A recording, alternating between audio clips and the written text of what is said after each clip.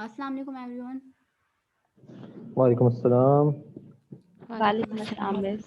वालेकुम अस्सलाम। वालेकुम अस्सलाम मिस। वालेकुम अस्सलाम।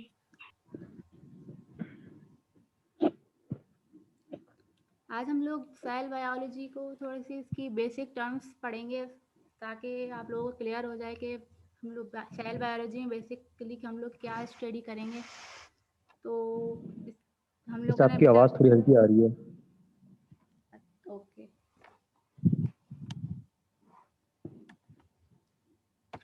अभी तक हम लोगों ने जो पढ़ा है उसको हम लोग ऐसे बेसिकली रिकॉल करते हैं कि हम लोगों ने अभी तक क्या पढ़ा है ताकि आगे का क्लियर हो सके। तो सबसे पहले दोबारा से सेल बायोलॉजी की हम डेफिनेशन देख लेते हैं कि सेल बायोलॉजी की डेफिनेशन क्या है। तो सेल बायोलॉजी की डेफिनेशन क्या है कि cell biology is the study of cell structure and function and revolve around the concept that the cell is the fundamental unit of life. Focusing on the cell permits a detailed understanding of the tissues and organisms that cell compose.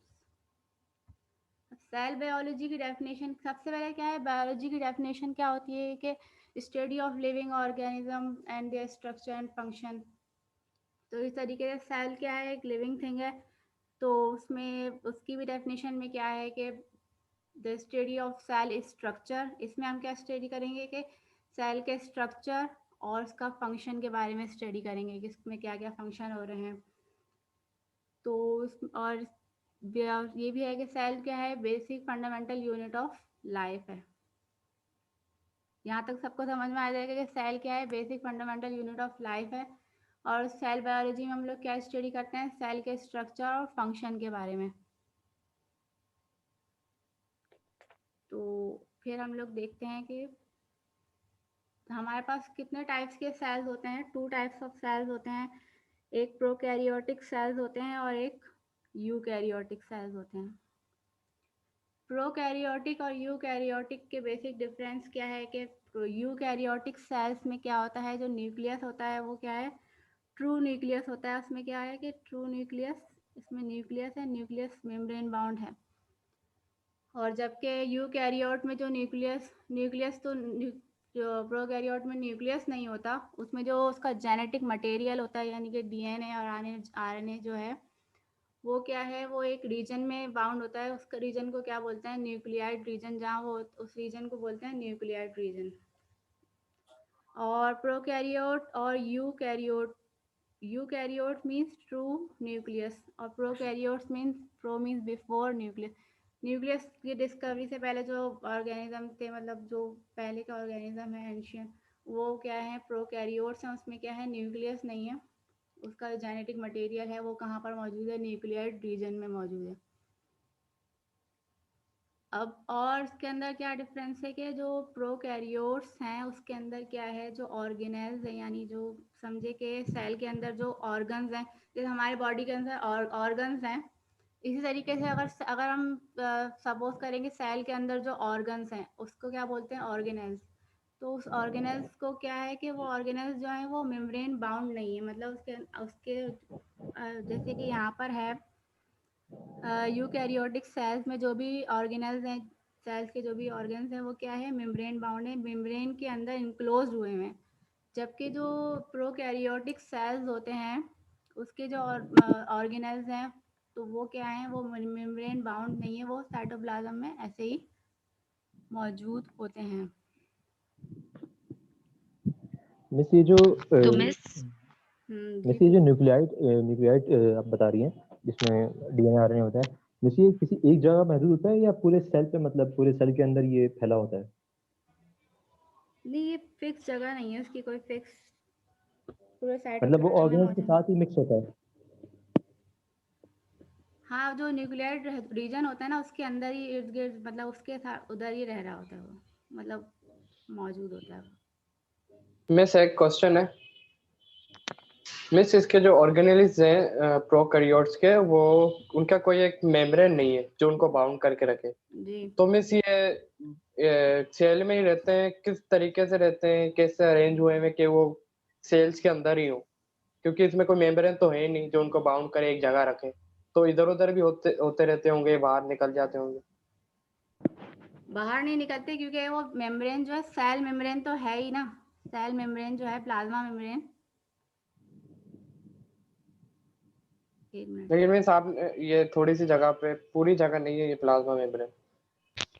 जो miss plasma membrane है, एक तो ये पूरी, एक पूरा जैसे एक प्रोकैरियोटिक सेल है, सही है, उसके आउटसाइड पे एक मेम्ब्रेन है, प्लाज्मा मेम्ब्रेन, और प्लाज्मा मेम्ब्रेन के ऊपर क्या है, एक सेल वॉल।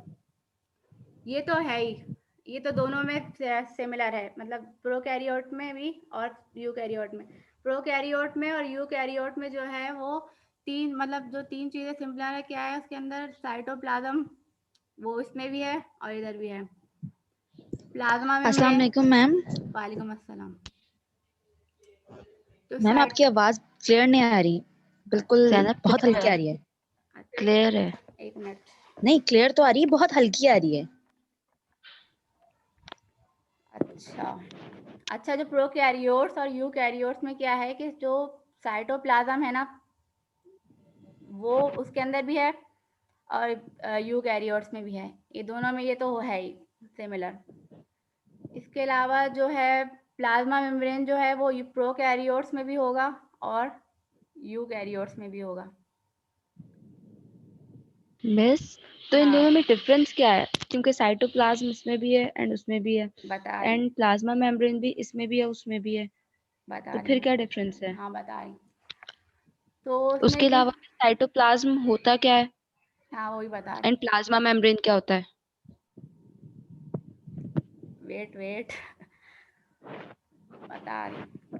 अच्छा, तो जो है क्या, मैं ये बता रही थी, प्लाज्मा मेम्ब्रेन इधर भी है और इधर भी है, लेकिन जो प्लाज्मा मेम्ब्रेन जो यहाँ पर है ना, वो सेल के सेल के पूरे एरिया को कवर किए हुए, और बाकी जो सेल के अंदर जो ऑर्गेनेल्स है ना, उसमें भी वो प्लाज्मा मेम्ब्रेन मौजूद है, मतलब अंदर के ऑर्गेनेल्स को भी उस प्लाज्मा मेम्ब्रेन बनाया, मतलब जो उसके ऑर्गेनेल्स हैं उसके ऊपर भी क्या है, मेम्ब्रेन है।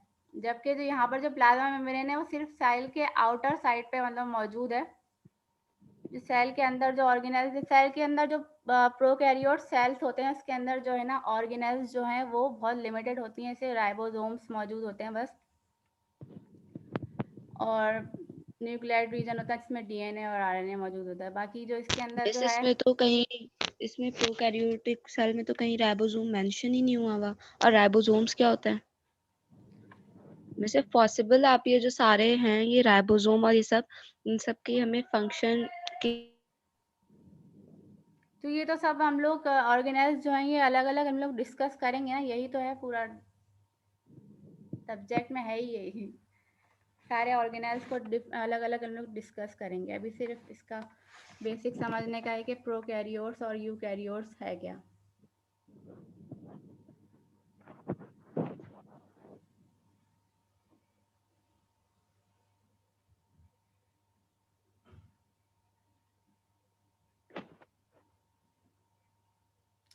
राइबोसोम देख लें क्या है, a pear-shaped structure within the cytoplasm of the cell that is composed of RNA and protein. At the site of protein synthesis, ribosomes are free in the cytoplasm and often attached to the membrane of the endoplasmic reticulum.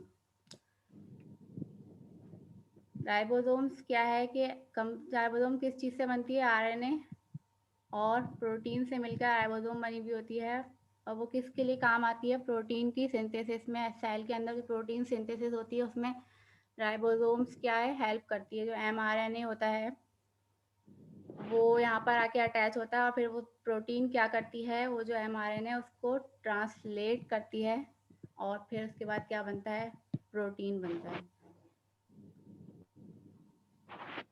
Miss ये RNA जो होता है ये nuclear region में भी होता है और राइबोसोम में भी होता है, मतलब दोनों जगह ही है। राइबोसोम्स जो है ना वो कहाँ बनती हैं, राइबोसोम्स बनती हैं वहाँ पर है न्यूक्लियस में। लेकिन मिस ये न्यूक्लियस में बनती है लेकिन प्रोकैरियोट्स में भी बनेगी क्योंकि वो प्रो न्यूक्लियस है, वो प्री न्यूक्लियस नहीं है, वो अभी प्रो शेप में, उसकी नेचर अभी इतनी नहीं है कि वो नहीं तो उसके इतने अंदर ऑर्गेनेल्स बना सके। डीएनए और आरएनए तो उसके अंदर मौजूद है ना। जी। तो और वहाँ तो मतलब उसमें प्रोटीन्स भी आता होगा, इसलिए राइबोसोम्स बनती होगी। प्रोटीन्स भी हैं तो उसके अंदर राइबोसोम्स कंपोज हो जाती हैं उधर। ये जो है ना, क्या नाम था इसका, न्यूक्लियोलस रीजन लिखा है, हाँ ये रहा न्यूक्लियोलस रीजन जो है ना, ये जो यूकैरियोट्स में ये जो यहाँ पे दिखाया हुआ है ना न्यूक्लियोलस रीजन, यहाँ पर जो है ना वो आरएनए और प्रोटीन जो है ना वो राइबोसोम्स जो है ना वो बनती हैं यहाँ पर, इस रीजन में राइबोसोम्स कंपोज होती हैं।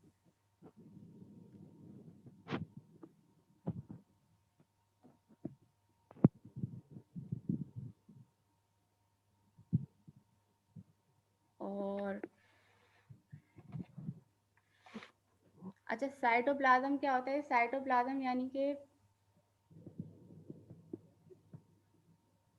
जो सेल का जो पूरा एरिया होता है ना, ऑर्गेनेल्स, जिसके अंदर ऑर्गेनेल्स मौजूद होती हैं, जैसे ये पूरा एरिया है, ये जो पूरा रीजन है ना, ये पूरा रीजन क्या कहलाएगा? साइटोप्लाज्म कहलाएगा, पूरा रीजन।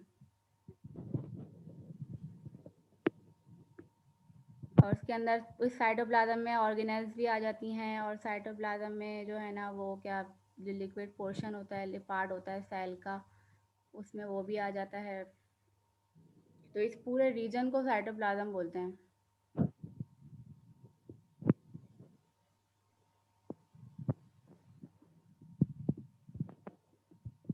ये गोल्गी एपरेटस का मतलब क्या है?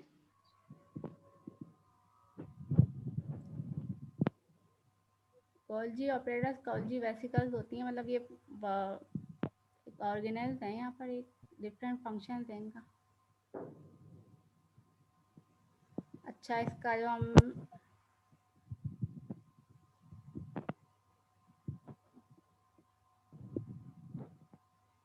मिस, ये प्रोकैरियोट्स में माइटोकॉन्ड्रिया नहीं होता?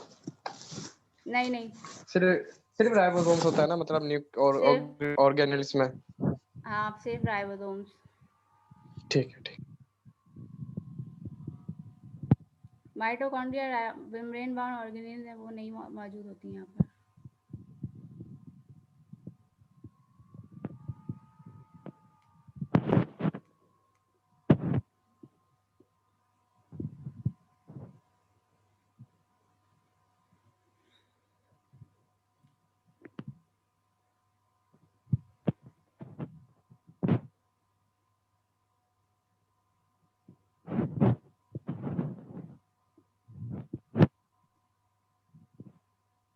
मिस, ये एंडोप्लाज्मिक रेटिकुलम का भी बता दें। भी बता रही हूँ, अभी आगे चलें थोड़ा। प्रोकैरियोट्स को देखना है। Miss, Prokaryotes are organisms made up of cells that lack a cell nucleus or any membrane encased organelles. तो यहाँ पर भी ये लिखा हुआ है कि जो प्रोकैरियोट्स क्या है कि वो जो लैक करते हैं सेल न्यूक्लियस और जो membrane bound organelles. This means genetic material of DNA in prokaryotes not bound within a nucleus. The DNA is less structured in prokaryotes than in eukaryotes. In prokaryote, DNA is a single loop, while the eukaryote DNA is organized into chromosomes. जो DNA है वो क्या है कि वो eukaryotes में किस तरीके से मौजूद होता है और प्रोकैरियोट्स में कैसे मौजूद होता है कि DNA प्रोकैरियोट्स में कैसे होता है कि DNA इज सिंगल लूप, एक सिंगल लूप की तरह मौजूद, मतलब एक सर्कुलर DNA मौजूद होता है, जबकि यूकैरियोट्स में DNA कैसे ऑर्गेनाइज होता है in the form of chromosomes. Chromosomes का मतलब क्या होता है? जैसे क्रोमोसोम्स है, जेनेटिक इंफॉर्मेशन जो पहुंचाती है। हाँ, जैसे जेनेटिक इंफॉर्मेशन जो पेरेंट्स से डॉटर सेल्स में जाती है, ऑफस्प्रिंग में जाती है, वो किसके ज़रिए जाती है? क्रोमोसोम्स के ज़रिए. अब क्रोमोसोम और DNA में डिफरेंस क्या है? कुछ है डिफरेंस? पता है जी बिल्कुल। क्या डिफरेंस?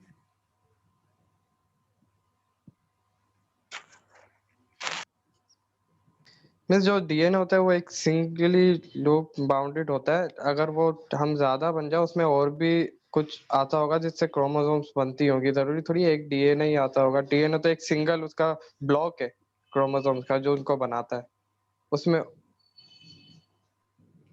देखिए क्रोमोसोम्स और डीएनए एक ही चीज़ है, लेकिन इसमें क्या है कि डीएनए जो होता है ना वो क्या होता है कि वो सुपर कॉइल्ड होता है।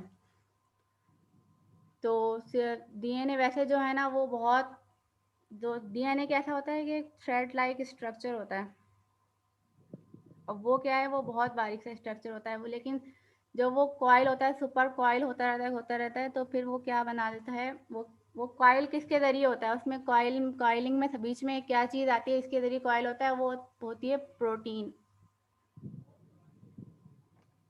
प्रोटीन होती है स्टोन प्रोटीन होती है। तो उसके ज़रिए क्या होता है कि वो क्या होता है, डीएनए के ऊपर क्या चार्ज होता है, डीएनए के ऊपर चार्ज होता है नेगेटिव, और वो जो प्रोटीन होती है जो हेल्प करती है डीएनए को कॉइल होने में, सुपर कॉइल होने में, तो वो प्रोटीन वो उसके ऊपर चार्ज होता है पॉजिटिव। तो क्या होता है कि पॉजिटिव और नेगेटिव, पॉजिटिव क्या होता है कि वो उसके ऊपर जाके वो प्रोटीन के ऊपर कॉइलिंग होती रहती है डीएनए की, और जब डीएनए जब सुपर कॉइल हो जाता है तो वो क्या बना लेता है, क्रोमोसोम। क्रोमोसोम तो वो क्रोमोसोम जो है वो क्या है, वो यूकैरियोट्स में क्रोमोसोम्स मौजूद होते हैं, और में जो और जो और प्रोकैरियोट्स होते हैं वो क्रोमोसोम और जो क्रोमोसोम्स हैं वो उसके जो नंबर होते हैं वो हर हर ऑर्गेनिज्म में डिफरेंट, मतलब हर स्पीशीज में डिफरेंट होते हैं। जैसे कि एनिमल्स में डिफरेंट होते हैं, ह्यूमंस में डिफरेंट होते हैं। ह्यूमन में होते हैं 46 क्रोमोसोम, 23 पेयर्स ऑफ क्रोमोसोम्स होते हैं।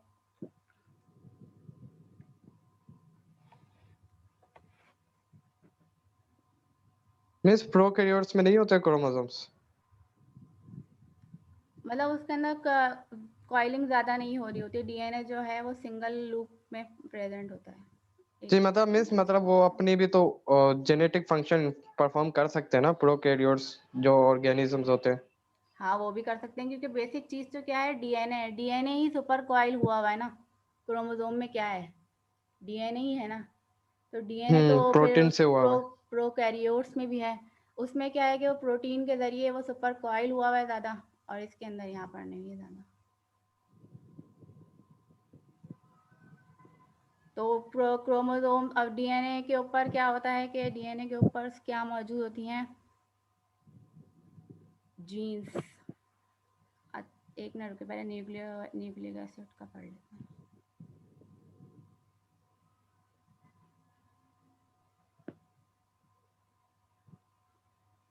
हाँ न्यूक्लिक एसिड।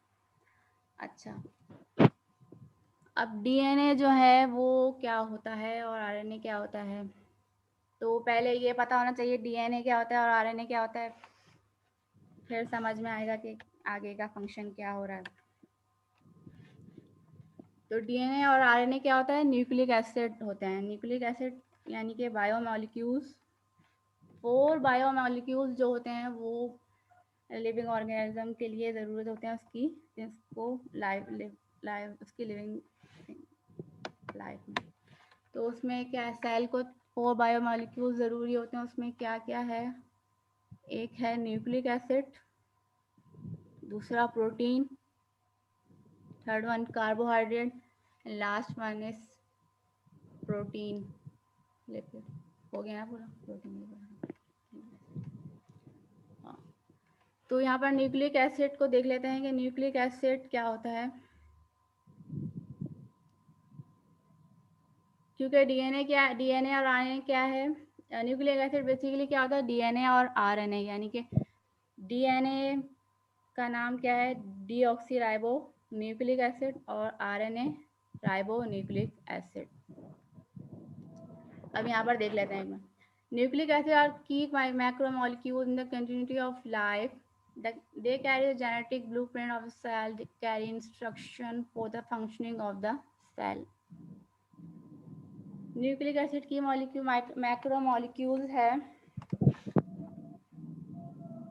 अब जो मैक्रोमोलिक्यूल्स और माइक्रोमोलिक्यूल्स भी दो टर्म होती हैं, मैक्रोमोलिक्यूल्स और माइक्रोमोलिक्यूल्स। मैक्रो मीन्स बड़ा और माइक्रो मीन्स छोटा, मतलब ऐसे कर सकते हैं। तो जो पॉलीमर्स होते हैं वो क्या कहलाते हैं, मैक्रोमोलिक्यूल्स, और जो जिनसे मिलकर वो पॉलीमर्स बनते हैं वो क्या होते हैं, मैक्रोमोलिक्यूल्स। पॉलीमर्स क्या होते हैं, मोनोमर्स। मोनोमर्स से मिलकर एक चेन है जिसका एक यूनिट है, एक यूनिट से मिलकर पूरी पूरी चेन बनेगी, तो उसको क्या बोलते हैं, पॉलीमर। और वो यूनिट क्या है, खुद मोनोमर। सही है। तो मैक्रोमोलिक्यूल क्या है, पॉलीमर है। और अगर हम न्यूक्लिक एसिड की बात करें तो न्यूक्लिक एसिड खुद क्या होगा, मैक्रोमोलिक्यूल या पॉलीमर। और किसका पॉलीमर होगा, मतलब किस मोनोमर्स से मिलकर न्यूक्लिक एसिड बनेगा, वो होगा RNA DNA. Nucleotide. RNA DNA तो खुद मैक्रोमोलिक्यूल है। जी। न्यूक्लियोटाइड जो है ना, न्यूक्लियोटाइड्स जो हैं वो मिलकर क्या बनाएंगे, न्यूक्लिक एसिड। सही है। न्यूक्लियोटाइड क्या है, एक यूनिट है। सही है। जब बहुत सारे न्यूक्लियोटाइड मिलेंगे तो क्या बनेगा, न्यूक्लिक एसिड बनेगा। अब न्यूक्लियोटाइड देख लेते हैं, न्यूक्लियोटाइड कैसा स्ट्रक्चर होता है न्यूक्लियोटाइड का। न्यूक्लियोटाइड में क्या है कि यहाँ पर एक शुगर है। कौन? अच्छा, अब यहाँ पर कौन सी शुगर होगी, मिस न्यूक्लियोटाइड क्या होता है समझ नहीं आ रहा। यही तो बता रही हूँ, इसका स्ट्रक्चर तो देखें आप। मिस डीएनए और आरएनए दोनों न्यूक्लिक एसिड्स होते हैं, तो इसमें फर्क क्या है, मतलब बेसिक डिफरेंस क्या है इन दोनों का? वही तो बता रही हूँ, स्ट्रक्चर से समझ लेना, क्या बता, वही तो समझ बता में रही नहीं आया हूँ। इसलिए पूछ रही हूँ। स्ट्रक्चरल डिफरेंस ही है ना, तो स्ट्रक्चर बता रही हूँ, तो देख लें आप। ठीक है।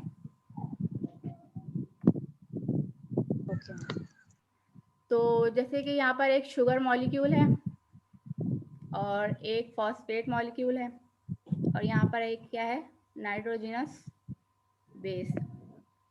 सही। तो अब ये शुगर मॉलिक्यूल जो है, ये शुगर कौन सी वाली शुगर है, यहाँ पर राइबोस शुगर।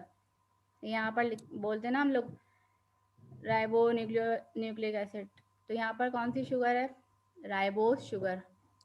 दोनों में राइबोस शुगर ही होगी। ठीक है। और लेकिन जो, मैम उसमें डीएनए में तो डीऑक्सी राइबो हाँ होगी, हाँ, ऑक्सीजन का वन। वेट करें, तो वो वही तो बताइए। तो यहाँ पर एक राइबोस शुगर है। नॉर्मल जो है ना राइबोस शुगर कैसी होती है, ऐसी होती है, इसमें OH ग्रुप यहाँ पर अटैच हुआ होता है। सही है। और यहाँ पर क्या है, एक फॉस्फेट ग्रुप अटैच हुआ होता है 5 कार्बन पे। ये जैसे कि 5 कार्बन रिंग है ना, यहाँ पर ये 1 2 3 4 और 5, ये 5 कार्बन रिंग हो गया। जो 1 पे जो है ना, 1 कार्बन पे क्या अटैच हुआ हुआ होगा, नाइट्रोजनस बेस, यानी नाइट्रोजन कंटेनिंग कंपाउंड जो है वो नाइट्रोजनस बेस है। वो क्या होगा, वहाँ पर जो है ना कार्बन के कार्बन नंबर 1 पर अटैच हुआ हुआ है। 1 2 3 अब मिस 3, ये 5 कार्बन कैसे हुए दोबारा बताइएगा। ये 1 कार्बन, क्या हो रहा है, कार्बन नंबर 1 2 3 4 और एक outside the ring carbon. Miss तो इसमें सिर्फ जो डिफरेंस होता है वो सिर्फ स्ट्रक्चर का होता है, उसके अलावा कोई डिफरेंस नहीं होता इनमें। हाँ, यहाँ पर जो ये जो OH ग्रुप है ना, बेसिकली ये डिफरेंस कर रहा है। वैसे इसमें राइबो फंक्शन का ग्रुप भी नहीं होता और फंक्शन का डिफरेंस भी नहीं होता। फंक्शनल मतलब कंपोनेंट है वो क्या है, फंक्शनल यूनिट जो है वो क्या है, यहाँ पर नाइट्रोजनस बेस है, इसके जरिए भी होता है। अभी रुके। तो जैसे कि OH ग्रुप यहाँ पर अटैच हुआ हुआ है ना, ये राइबोस शुगर में OH ग्रुप अटैच हुआ हुआ था। लेकिन जब DNA की बारी आती है तो वो यहाँ पर क्या है कि डीऑक्सी राइबो न्यूक्लिक एसिड, यानी कि ऑक्सीजन हटा, मतलब ऑक्सीजन यहाँ पर मौजूद नहीं है, डीऑक्सी राइबो ऑक्सीजन के बगैर। तो यहाँ पर जो है ना सिर्फ हाइड्रोजन अटैच होगा यहाँ पर और ऑक्सीजन नहीं होगा, OH नहीं, OH ग्रुप नहीं होगा, यहाँ पर H ग्रुप यहाँ पर अटैच हुआ होगा। अगर H ग्रुप होगा तो वो क्या है, DNA है, और अगर OH है तो वो RNA। और जब ये नाइट्रोजनस बेसिस हैं, ये 5 टाइप्स की होती हैं नाइट्रोजनस बेसिस। एक होती है एडेनिन। किस चीज की? नाइट्रोजनस बेसिस जो होती है ना, यहाँ पर जो नाइट्रोजन कंटेनिंग कंपाउंड जो यहाँ पर अटैच हुआ है ना, फंक्शनल यूनिट जो है यहाँ पर ये जो पूरा कंपाउंड है, 2 रिंग कंपाउंड और 1 रिंग कंपाउंड दोनों होते हैं ये। तो जो है नाइट्रोजनस बेसिस कैसी होती हैं, 2 टाइप्स की होती हैं। एक तो बेसिकली जो 2 टाइप्स की होती तो ये हमें कैसे पता चलेगा? आप बोल रही हैं 1 रिंग भी होता है, 2 रिंग भी हाँ, होता है, तो हमें कैसे पता लगेगा? ये मैं बता रही हूँ, वेट कर लें थोड़ा सा, बता रही हूँ, सब बता रही हूँ। तो नाइट्रोजनस बेसिस जो होती हैं वो 2 टाइप्स की होती हैं, एक प्यूरीन और एक पायरामिडीन। प्यूरीन जो होती हैं ना वो क्या होती हैं, 2 रिंग कंपाउंड होते हैं। और प्यूरीन में कौन कौन सी आ जाएंगी, एक आती है एडेनिन और एक थाइमिन,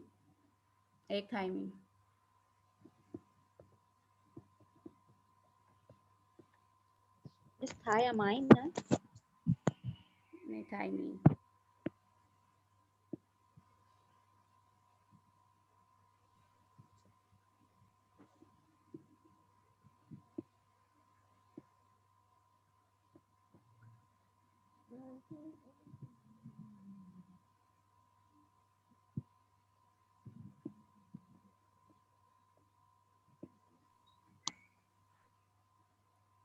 अच्छा, प्यूरीन में क्या आती है कि वैसे आप एडेनिन। एक दफा थायमीन और एडेनिन का जो है स्ट्रक्चर दिखा देंगी?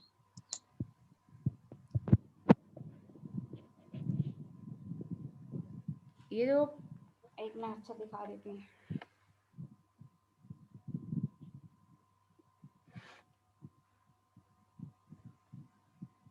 अच्छा पहले समझ लें, नाइट्रोजनस बेस में कौन कौन सी होती हैं, प्यूरीन और पायरामिडीन।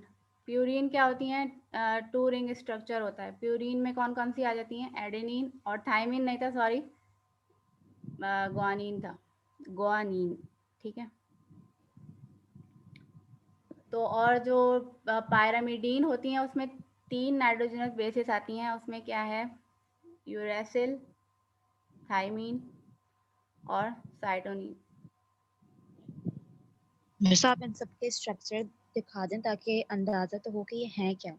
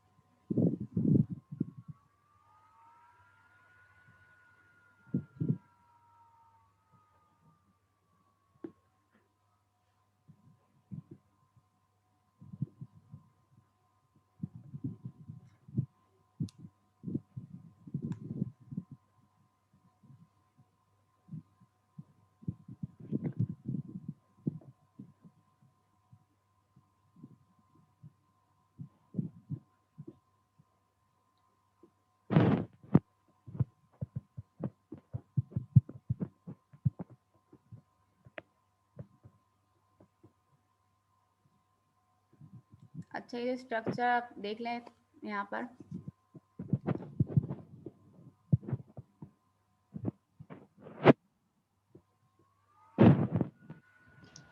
मिस मैं सेंड करूं, मेरे पास है स्ट्रक्चर। स्ट्रक्चर इतनी डिटेल में हम पढ़ नहीं रहे हैं यहाँ पर, सिर्फ देख लें आप लोग। जैसे कि एडेनिन और ग्वानिन जो है वो क्या है, 2 रिंग स्ट्रक्चर है यहाँ पर।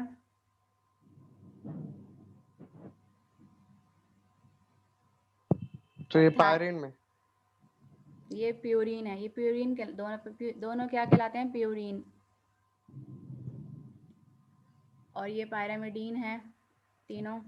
तो इसमें क्या है, थाइमीन, साइटोसिन और यूरेसिल। इसमें क्या है कि वो सिंगल रिंग स्ट्रक्चर है यहाँ पर।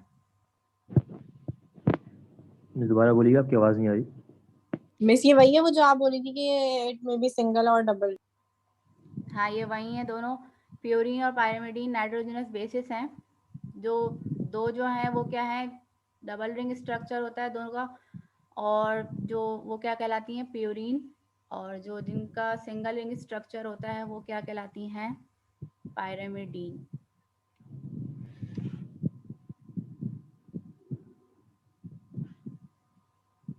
ये फंक्शंस भी अलग होंगे उन पांचों के। अब जब अब जैसे कि ना यहाँ पर नाइट्रोजनस बेस यहाँ पर अगर लगी हुई, मतलब अटैच हुई हुई है एडेनिन, तो यहाँ पर न्यूक्लियोटाइड क्या कहलाएगा, एडेनिन न्यूक्लियोटाइड। अगर वो वहाँ पर अटैच हुआ थायमीन, तो थायमीन न्यूक्लियोटाइड कहलाएगा। तो इसका नेम जो है पूरा चेंज हो जाएगा। बस नेम तो चेंज हो गया, लेकिन मतलब फंक्शन भी चेंज होगा ना इन सब का फिर। ये जो बेसिस है, ये अटैचमेंट अलग डिफरेंट, हाँ इनका फंक्शन थोड़ा चेंज हो जाएगा इससे।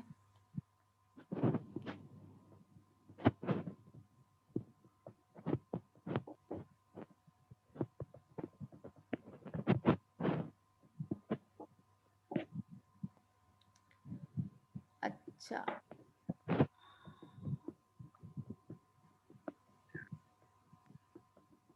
अच्छा, तो यहाँ पर यूरेसिल,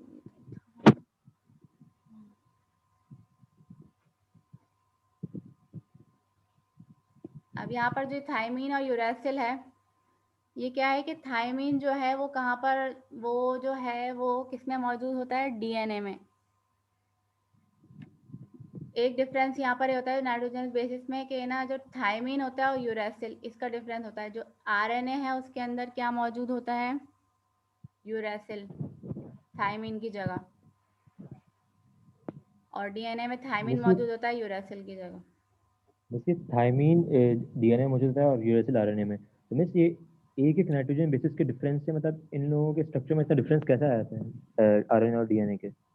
मतलब सिर्फ एक ही नाइट्रोजन बेस जो है अपना वो चेंज हुई है इसके अंदर। क्योंकि जब फिर वो पेयरिंग होती है तो फिर उसके अंदर डिफरेंस आता है ना, जैसे कि थायमीन से अटैच हुआ होता है।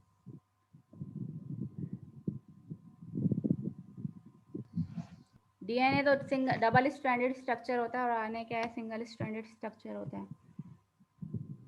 मिस वो बात तो तो फिर वही समझ बोल में आ रहे गई, हैं लेकिन समझ में अच्छा, ये नहीं आ रहा कि इनके फंक्शन में डिफरेंस क्या है। जो क्रोमोसोम्स के ऊपर जो जीन्स मौजूद होती है ना, जीन्स क्या है कि एक पार्ट ऑफ डीएनए है, part of DNA, segment of DNA बोलते हैं जीन को। जीन, हर जीन जो है ना वो क्या है कि उसका एक स्पेसिफिक फॉर एनी ट्रेट, मतलब कोई किसी भी एक करेक्टर के लिए, जैसे कि एक जीन का एक जीन स्पेसिफिक है, जैसे हेयर कलर के लिए तो वो अलग जीन होगा, हाइट के लिए अलग जीन है। तो जीन में क्या है कि वो न्यूक्लियोटाइड्स हैं उसके अंदर, जैसे कि ये यहाँ पर न्यूक्लियोटाइड्स है ना, एडेनिन, थाइमीन, गुआनिन और साइटोसिन, सही। अब यहाँ पर क्या है कि वैसे कि एक कोड बन जाता है, जेनेटिक कोड, मतलब जैसे कि अगर न्यूक्लियोटाइड में अटैच हुए हुए हैं एडेनिन, थाइमीन और साइटोसिन और गुआनिन। अब जैसे कि अब ये एक न्यूक्लियोटाइड्स अटैच हुए हुए हैं, यहाँ पर एक सेगमेंट बना, और उस सेगमेंट को क्या बोल दिया हमने, जीन। तो वो जो जीन का जैसे सेगमेंट है वो क्या है कहलाया, वो उसका फंक्शन, किसी स्पेसिफिक फंक्शन होगा उसका। इसी तरीके से जब ये कोड, इन कोड्स से ही ना डिफरेंट फंक्शन जनरेट होते हैं उसके, जीन्स के। जैसे एट कहीं कहीं पर ATGCC होता है, कहीं पर न्यूक्लियोटाइड जैसे कि एडेनिन एडेनिन अटैच हो गया तो ATT हाँ ATTT। ATGC क्या होता है? वैसे एडेनिन एडेनिन, एडेनिन दोनों साथ अटैच होते हैं? हाँ एडेनिन एडेनिन दोनों साथ भी अटैच हो सकते हैं, न्यूक्लियोटाइड्स है ना मैंने तो तो दोनों सुना था अटैच भी हो एडेनिन और सकते थाइमिन होते हैं अटैच साथ। हैं। वो अलग बात है, मैं सिर्फ एक स्ट्रैंड की बात कर रही हूँ, एक स्ट्रैंड की। मिस क्लियर कोई नहीं हुआ भी किसी से भी अटैच हो सकता है। जैसे डबल स्ट्रैंड है यहाँ पर, कहाँ पर थे दिखाऊँ, एक मिनट के, हाँ, जैसे ये डबल स्ट्रैंड है डीएनए का, डबल स्ट्रैंड है, एक स्ट्रैंड ये हो गया, एक स्ट्रैंड ये है, सही है। एक स्ट्रैंड में से कि यहाँ पर ए है, यहाँ पर भी ए है, ये जी है, यहाँ पर सी है, तो यहाँ पर क्या है कि ए, ये वाला ए है ना, वो किससे अब डीएनए में अटैच होगा, थायमीन से, सही है। और यहाँ पर ये ए है, अगर यहाँ पर भी ए है तो वो किससे अटैच होगा, वो भी थायमीन से होगा। लेकिन जी अगर यहाँ पर है तो जी जो है ना, ग्वानिन जो है वो किससे अटैच होता है, हमेशा साइटोसिन से अटैच होता है। तो इस तरीके से जो हाउ है ना कैन ये दे अटैच? और मिस यूरेसिल किससे अटैच होगा? यूरेसिल एडेनिन से अटैच होता है, क्योंकि एडेनिन और थायमीन अटैच होते हैं ना, मतलब यूरेसिल जो है ना वो सिर्फ आरएनए में होता है, अच्छा यहाँ अच्छा। पर डीएनए में नहीं है, डबल स्ट्रैंडेड में नहीं। तो फिर आरएनए में थायमीन नहीं होता उसकी जगह इनकी पर? अटैचमेंट से डीएनए बनता है। इन्हीं के अटैचमेंट से डबल स्ट्रैंडेड डीएनए बनता है।